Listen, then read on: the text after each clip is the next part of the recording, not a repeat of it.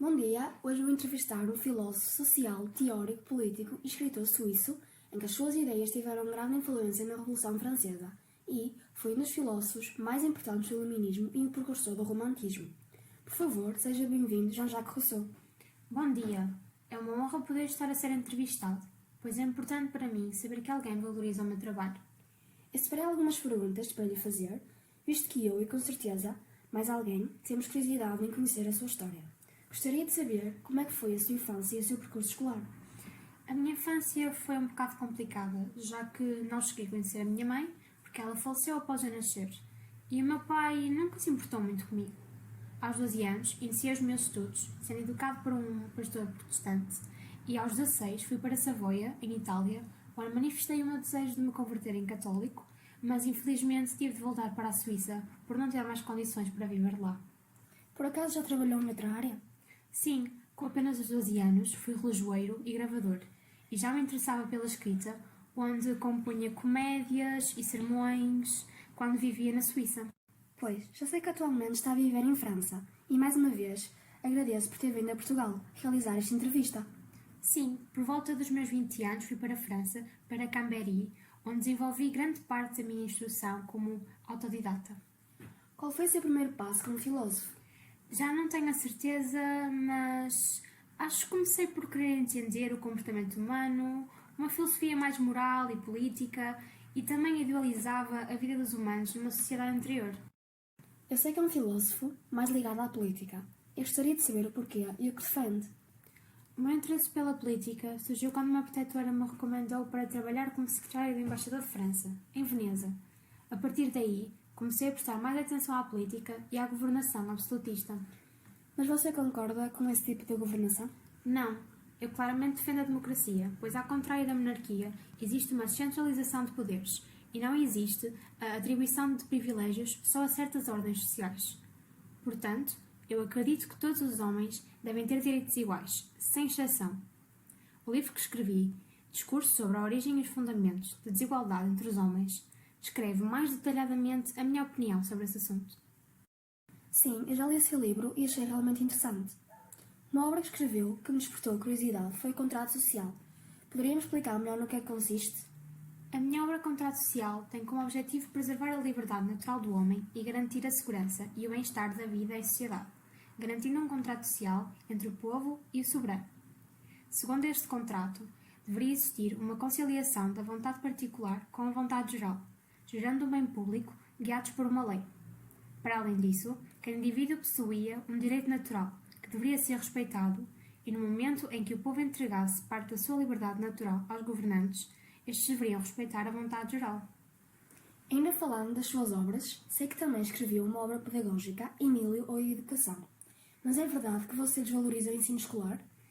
Eu defendo que o ensino deveria ser feito através da prática de experiência direta das coisas, e não por meios verbais e de livros, sendo as crianças educadas pela família, e estimulando a solidariedade e o amor, tornando-os bons cidadãos e não recorrendo a punições e a regras, como muitas vezes se utiliza na escola.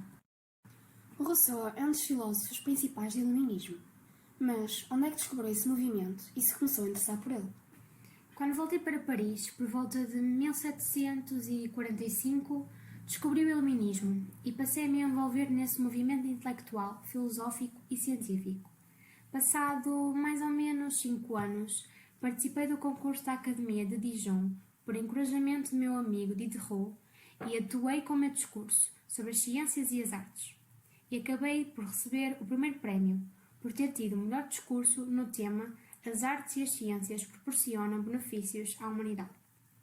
Mas acabei por ser criticado, pois o meu discurso originou uma grande polémica, só para defender que as ciências, as letras e as artes são os piores inimigos da moral e como criadores de novas necessidades, tornando-se fonte de escravidão. Gostaria que o Rousseau, grande ícone do iluminismo, me tentasse explicar o que é o iluminismo.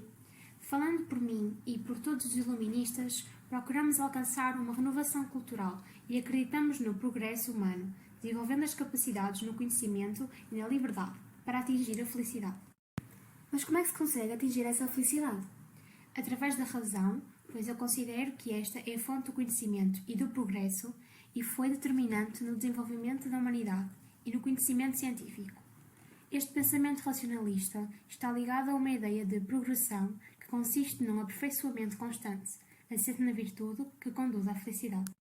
Sendo um iluminista, quais são as teses que defende e critica? Como já referi no início da entrevista, recuso o absolutismo e uma sociedade de privilégios, defendendo uma democracia.